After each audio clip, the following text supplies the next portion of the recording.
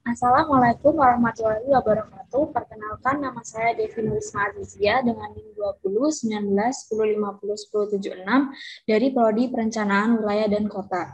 Pada kesempatan kali ini, saya akan memberikan penjelasan mengenai materi demografi, kependudukan, dan geografi penduduk. Oke, langsung saja ke pembahasan pertama, yaitu tentang demografi. Nah, demografi ini berasal dari bahasa Yunani yang dari demos yang artinya rakyat dan graphein yang artinya menggambar, menulis, atau uraian. Secara singkat, demografi diartikan sebagai tulisan atau uraian mengenai penduduk dengan segala aktivitasnya. Berikut ini adalah beberapa definisi demografi menurut para ahli. Yang pertama ada dari Philip M. Hauser dan Otis Dudley Duncan tahun 1959 yang menyatakan bahwa demografi merupakan ilmu yang mempelajari jumlah, persebaran teritorial, komposisi penduduk, serta perubahannya dan sebab-sebab perubahan tersebut. Di mana sebab-sebab perubahan tersebut yang biasanya timbul karena natalitas atau fertilitas, mortalitas, gerak teritorial atau migrasi, dan mobilitas sosial atau perubahan status.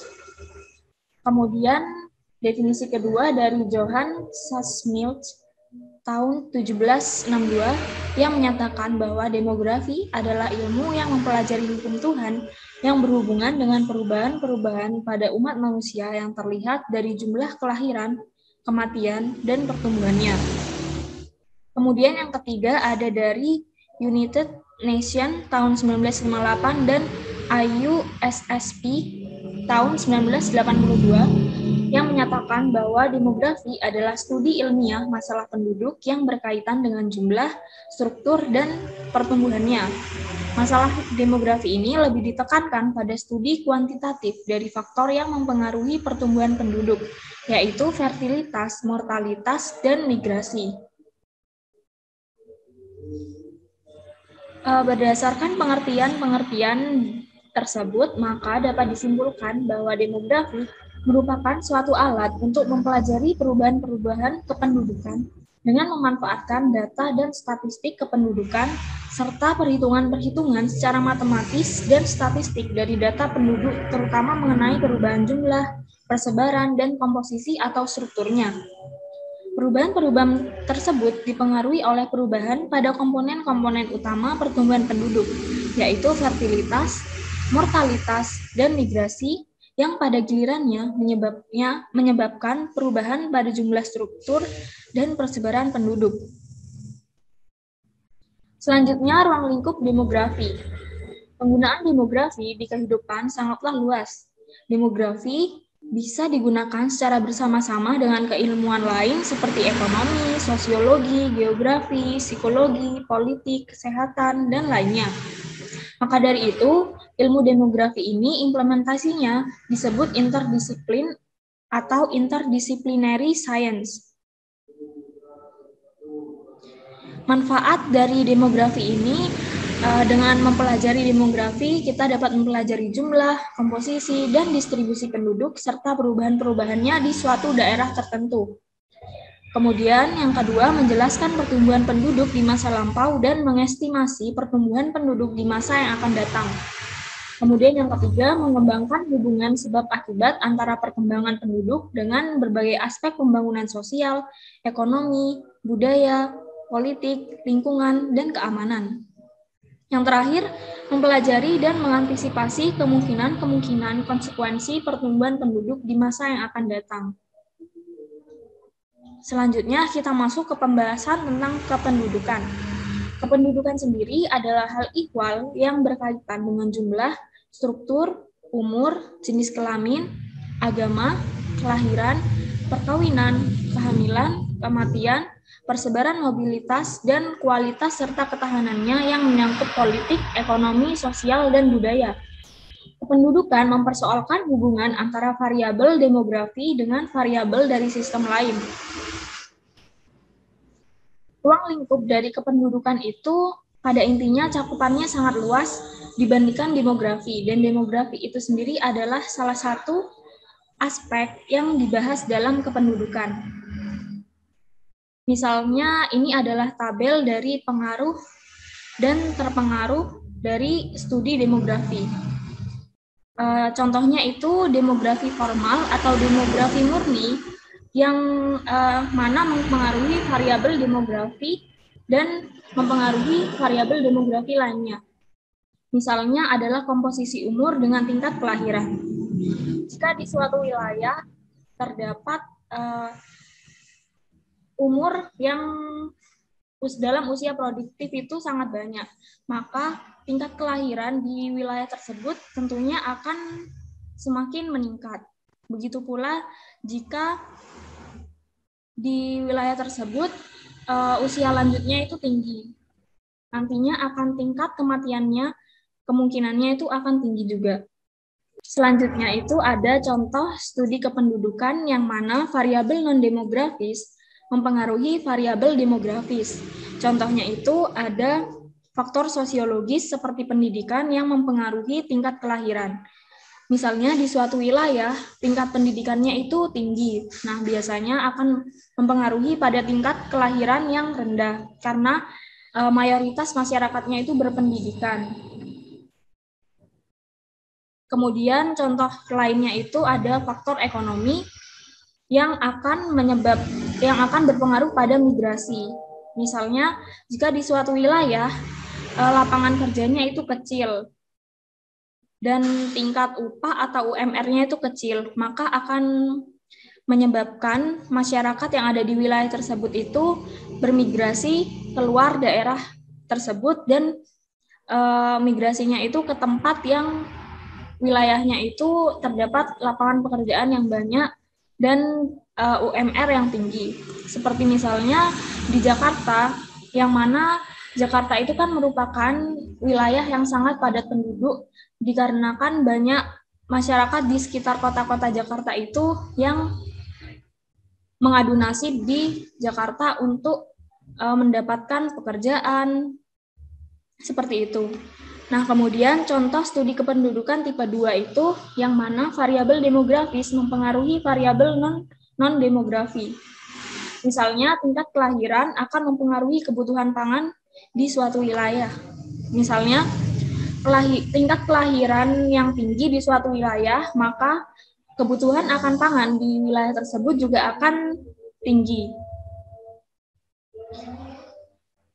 Selanjutnya, tujuan dari mempelajari ilmu pendudukan itu ada beberapa, di antaranya itu ada mempelajari dan memahami kuantitas penduduk di suatu wilayah untuk mengetahui berbagai kebutuhan sandang, pangan, papan, dan kebutuhan lainnya untuk wilayah yang bersangkutan. Yang kedua itu mempelajari dan memahami penyebab perkembangan penduduk seperti fertilitas, mortalitas, dan migrasi penduduk sehingga dapat digunakan sebagai dasar dalam pembuatan kebijakan yang lebih tepat untuk pengendalian jumlah penduduk di wilayah tersebut.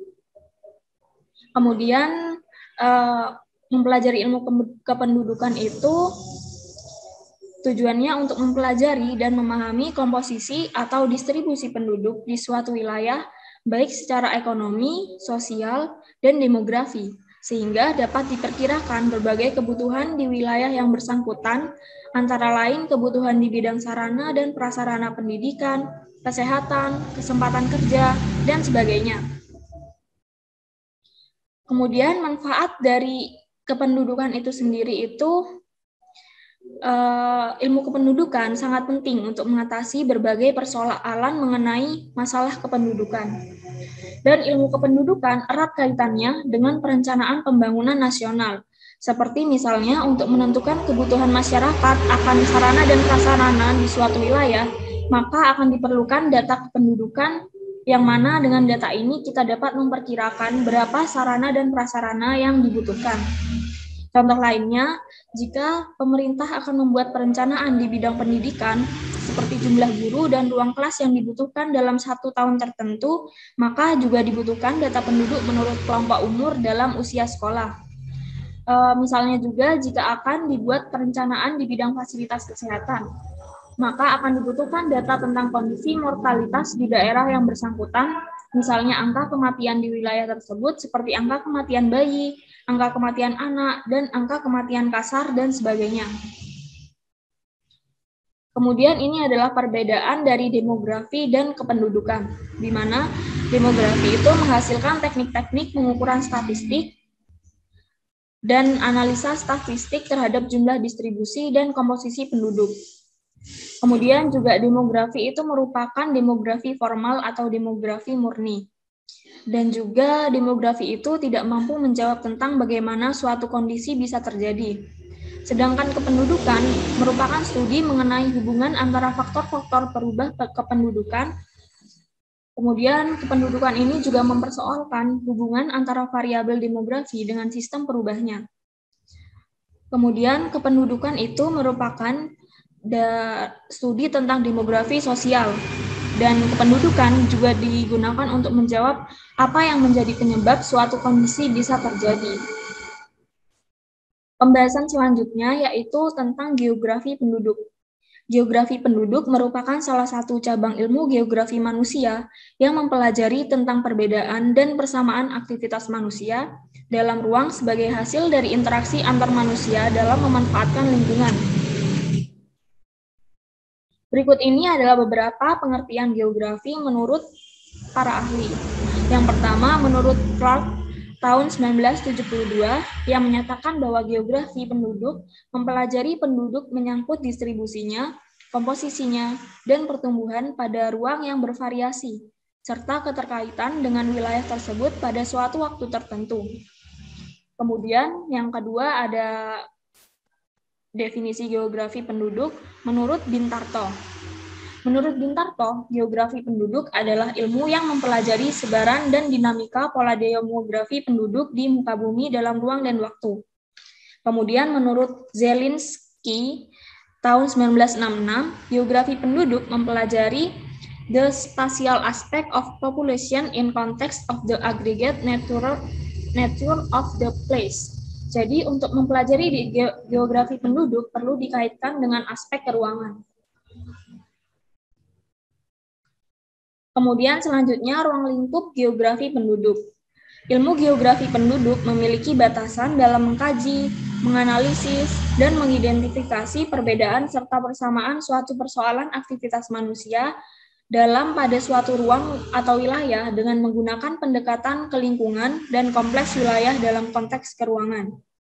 Geografi penduduk memiliki bahan kajian atau objek material khusus, yaitu migrasi, mobilitas penduduk, komposisi penduduk, pertumbuhan penduduk, distribusi penduduk, mortalitas, fertilitas, proyeksi penduduk, dan ketata kerjaan. Hasil dari pengkajian tentang persoalan atau problematika aktivitas manusia menggunakan sudut pandang geografi penduduk dapat digunakan sebagai bahan pertimbangan utama dalam rencana pembangunan. Kemudian selanjutnya, kependudukan dalam geografi penduduk. Kependudukan dalam geografi penduduk itu biasanya digunakan dalam sensus penduduk. Sensus sendiri merupakan perhitungan jumlah penduduk, ekonomi, dan sebagainya yang dilakukan oleh pemerintah dalam jangka waktu tertentu. Dilakukan secara serentak dan bersifat menyeluruh dalam suatu batas negara untuk kepentingan demografi negara yang bersangkutan. Di Indonesia sendiri, sensus penduduk itu dilakukan dalam jangka waktu 10 tahun sekali. Data-data dari sensus ini digunakan guna perencanaan pembangunan di berbagai bidang yang sangat berperan penting guna mengetahui tingkat keberhasilan pembangunan baik di bidang kependudukan, sosial budaya, dan ketenaga kerjaan.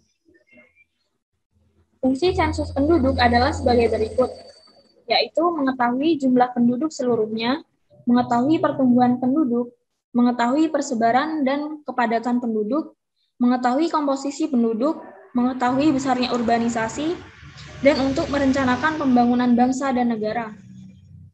Kemudian, yang kedua ada survei penduduk. Survei penduduk adalah cara pengumpulan data yang dilaksanakan melalui pencacahan sampel dari suatu populasi untuk memperkirakan karakteristik objek pada saat tertentu.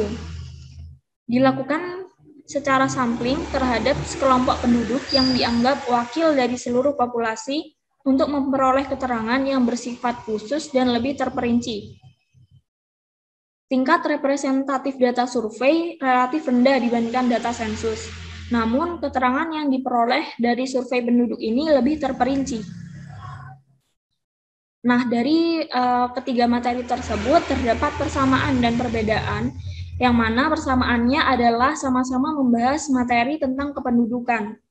Dan juga perbedaannya itu, materi 1 itu membahas tentang ilmu kependudukan yang terdiri dari konsep dasar, ruang lingkup, tujuan, dan kegunaan. Kemudian di materi 2, membahas tentang konsep demografi yang terdiri dari definisi menurut para ahli, ruang lingkup, dan manfaat. Selain itu, di materi 2 juga kita membahas teori-teori kependudukan. Kemudian di materi 3 ada membahas tentang geografi penduduk yang terdiri dari konsep dasar, ruang lingkup, dan kependudukan dalam geografi penduduk. Nah, itu tadi pembahasan yang bisa saya sampaikan. Kurang lebihnya mohon maaf. Akhir kata, wassalamualaikum warahmatullahi wabarakatuh.